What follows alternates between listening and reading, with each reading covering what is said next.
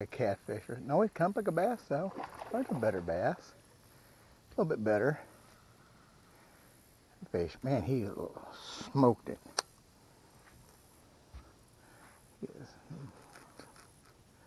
Just tore it up. Digging in that wall. Oh, he got away. Howdy y'all. So we're gonna do a short video, hopefully short, I know, on the baits I started on yesterday, okay? Trying to make it quick and easy because this is not a hard process. If it was hard, I couldn't do it. Okay, you're watching Hickbilly Outdoors DW Verse. Be back in just a second. We'll work on these baits some more.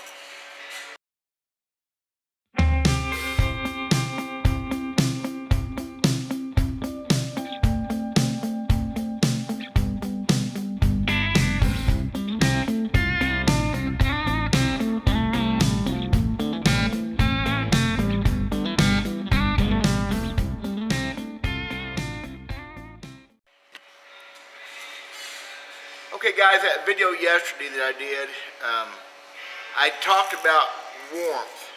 I think probably 60 degrees is a good place to be. It's not so much the paint won't spray, but it does some weird things. Of course, it does some cool effects sometimes, kind of splatters, but you don't know how it's going to dry. And if it leaves thick spots and you know, things like that, we don't need that. So what we're going to do in this video is very quickly, hopefully, because I know I'm long-winded as heck and I don't know how to get around it hardly. We're going to finish these baits out. A couple more processes. It's real easy. If it wasn't easy, I couldn't do it. So stay tuned. I'm going to try some visual effects here, okay? Yeah. Hold on for just a second. We'll see if we can make this work. Okay, so everyone, before I get this any further in the process, I probably need to tell you all that you need to have a couple real important things before you do this kind of work. First off, you got to have your beverage of choice. Unfortunately, this is actually Pepsi Cola. I'm out of sweet tea. Don't tell nobody. Got to have good tunes in the background. Got to have some Southern Rock or some good Merle Haggard or something. I got to have that turned down though because of ASCAP and BMI and Scumsuck or Sensac, whatever, those copyright companies. They actually, if you don't know, they charge you to use music. It's kind of a sad deal. So that's the way it is. So real quick, we're going to add some color to our baits with Sharpies. Now I also bought some other pins on a guy from ultimatebass.com gave me an idea. I haven't got to use them yet. They're real fine detail. We don't need fine detail for this video. I think they're going to work really good if you want fine detail, but we're not going to do that. So first off, we're going to take a red Sharpie. And I'm not a huge, getting a big debate over colors. I'm not a big believer in a lot of colors, but I'm going to do some red gill plates on my baits that need red gill plates. Red gills on the bottom of the plates. Like that. And it's real easy to follow the line on these like this jerk bait. Got big old ridge there. 3 or 4 passes, get a little color to them. Looks cool. And since I'm not a big believer in color, you understand? Oh, Dale, why are you doing color? Well, it's fun. Fun's good, right? I think red does have something to do with trigger fish sometimes. I am definitely not a big believer in the hooks, but that's, again, just me. So, this whopper plopper, you're going to follow, it don't have to be perfect, we're going to follow that gill plate, both sides. Hope you guys can see that. Pretty simple. No artistic talent needed in any way, shape, or form. Too much is fine. It don't matter. Okay? And there we got our red gills. Okay? Now, since the rock crawler is a crawdad supposed to be, we're not going to worry about gill plates. We're going to do something else with him. Okay? So, real quick, I can draw a crawdad on this thing. I do.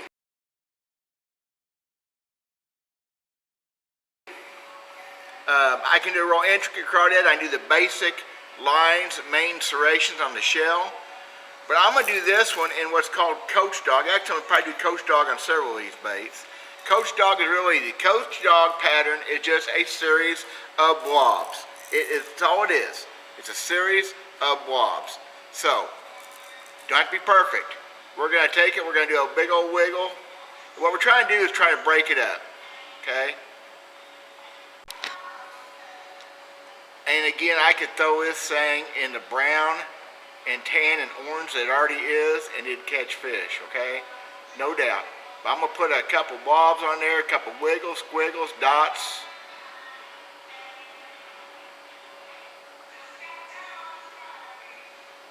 Does not have to be perfect. So guys, pretty simple. I think it's pretty simple. There's what I've got. I'm not going to try to be any fancier than that right there, okay? It don't have to be fancy. Now, as far as eyes, of course, crawdads ain't got much for eyes, and I paint them a lot of times with model car paint. I am going to take this black Sharpie. I'm going to put me a big old black dot on both eyeballs. No big deal, just to finish the bait out. It's just so unimportant on a crawdad bait. I do them though with some fun colors. Orange, red, yellow usually. It makes the bait look kind of pretty. So, that's what we got. There again, guys, I'm trying to keep my hands are clean. I've been working in soap and hot water back here. But you don't want to do a bunch of touching that bait with your hands if you're going to be all greased up, okay? So, next, real quick, we're going to, stupid, no it's not, we're going to put a big old black dot on the side of that jerk bait. Right there. I'm going to do another on the other side. That dot is a focal point for a fish. I'll make it pretty big. Okay? Make it to where it's visible. I'm going to stick eyes on that bait and it's going to be done. The glue-on eyes, the stick-on eyes are pretty cool. This whopper popper needs nothing. It really doesn't need a thing. Except I'm going to do this because it's fun to do. It has molded in fins. I'm going to lay the Sharpie on its side, and I'm going to do a few strokes on them fins. It's stupid. It does nothing to catch fish. By laying on the side, though, I'm going to bring those fins out. I hope that shows up. Lay the marker on the side so you don't get as much contact, and just color them fins in, just like that. They just don't need anything else. You'll see when it's finished how pretty it is. It's going to be great. So guys, there we are, and pretty simple. I said I've got a little bit of red for gills. I did those fins just because I can. On the wigglewort, the rock crawler, a little bit of coach dog action just to break everything up. About as natural crawdad pattern. It's kind of what they call the Missouri crawdad. It's what I call it anyway. I said you can draw a crawdad, you can draw a faux crawdad on there if you want, whatever makes you happy. That's part of the fun of this. Then the jerk bait, got iridescence built into that. Black back, a little bit of purple on the sides, that chrome iridescent. Got some red gill plates, got the big old black dot on it. Man, that is a fish catching machine right there. So, that's what we got. Next step is tomorrow or so, I'm going to put the eyes on that jerkbait, and then we're going to clear coat them and set a couple of days. They're going to be ready to fish with. So, we'll get that next. So guys, here's the next step we're going to go through, and we're going to dip these baits in this Minwax Polycrylic finish. It makes a really hard protective coat. I've been pretty tickled with it. We're going to start off with the Whopper Popper. It's the easiest one to dip because of the way you hold it. We don't want to get any of the finish into the mechanism of that blade. So here's how I'm going to do this. And I've thought many times about getting some sort of reservoir, something to dip these in, but so far this works pretty well. I'm going to dip it in there, and I'm just going to go to the back of the bait. Now here's the trick to dipping these things. The trick is to pull them out very, very slowly. I mean very slow, as slow as you can pull them out. That way the stuff does not build up as much. As you pull it out slow, it's coming off the bait. I don't know what made me figure that out, except that they dripped a lot less time if I pulled them out slow. And I started doing this years ago and it works really well. I mean, you need to be slow. I'm probably going too fast here, but this is a video that is going to be too long if I don't hurry up, speed up. So this is a clear gloss. It doesn't really make a difference. If the finish is too bright, too shiny for you, you take some real fine steel wool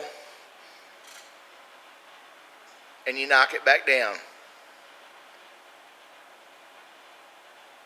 I see one little bubble, something on there I'll take off, but that's the way we do it. Look how pretty that thing is all of a sudden. Okay, the next thing is I've got me some number, I think 14 or 11 annealed wire. Annealed meaning it bends easy. I put a hook in both ends of it, one end for the bait, one end to go over, and I put over this fishing rod here because this isn't my normal work area, but it's got a little bit better lighting. I'm changing some things up, and that's the way you do it. Hang over a cardboard box or some paper or something, and that's how it works. Next one. Now I should point out that I also put eyes on the whopper plopper and on this jerkbait, and I put bigger eyes, and it's called for. Once in a while one of them has a tendency to move, but mostly they'll stay in place.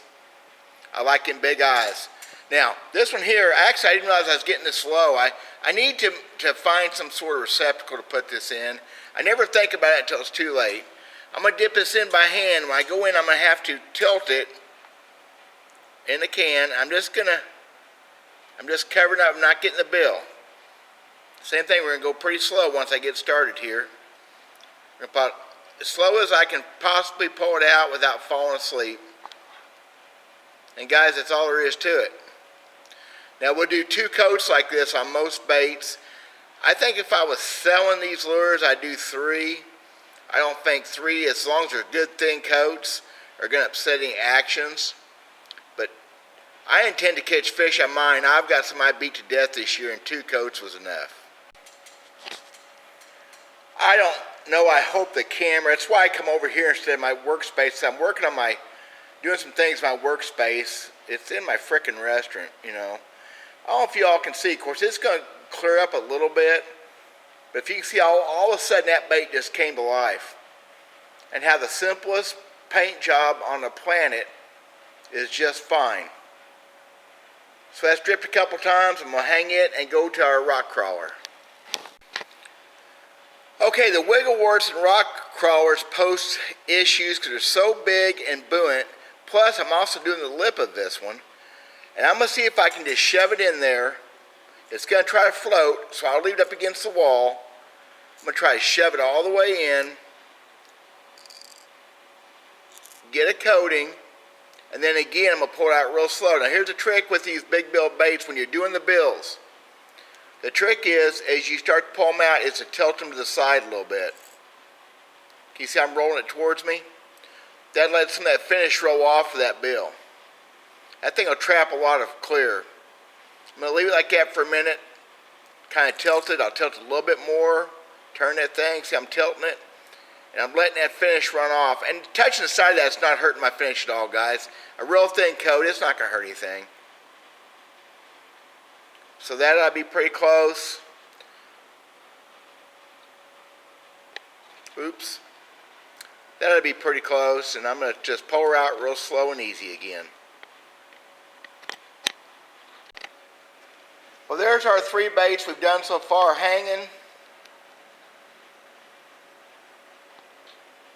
Now, you can see that finish is dripping off, stringing off. It may have been a little bit too cool. I thought it was warm enough in here, but it's actually kind of chilly. Now, you see they're still dripping. What I will do is, later in the process, I'll let them set a little bit, and I'll take a dowel like this, like I have my alligator clips on, and I will I'll just take some of that finish off the back of them. Just like that. It's a little bit early in the process yet. That'll take off that final little coat.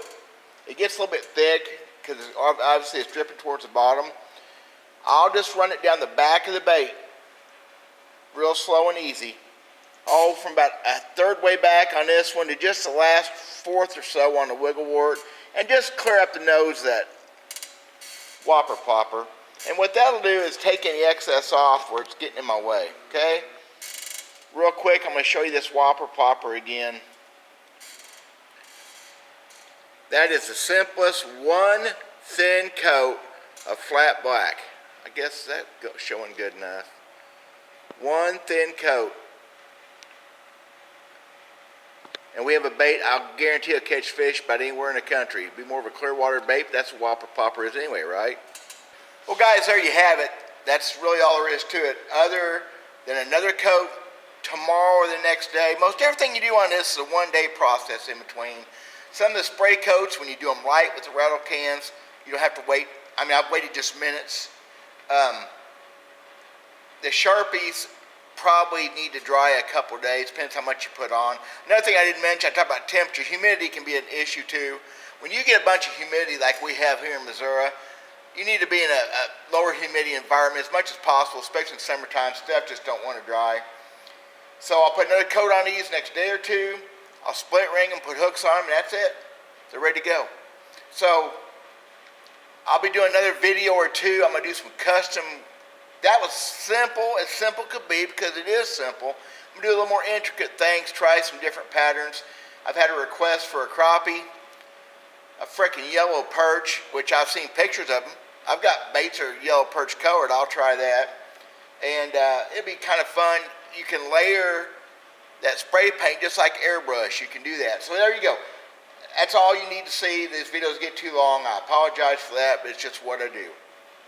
Hope it makes sense. Like, comment, subscribe, all them fancy things. But let me know what you think. Ask questions. Go to ultimatebass.com. We have a forum just for stuff like this for making tackle. Guys, you don't get no cooler than that. I'm Dale Verts. That's all I got for you today. Thanks very much for watching. God bless y'all. We'll talk at you later.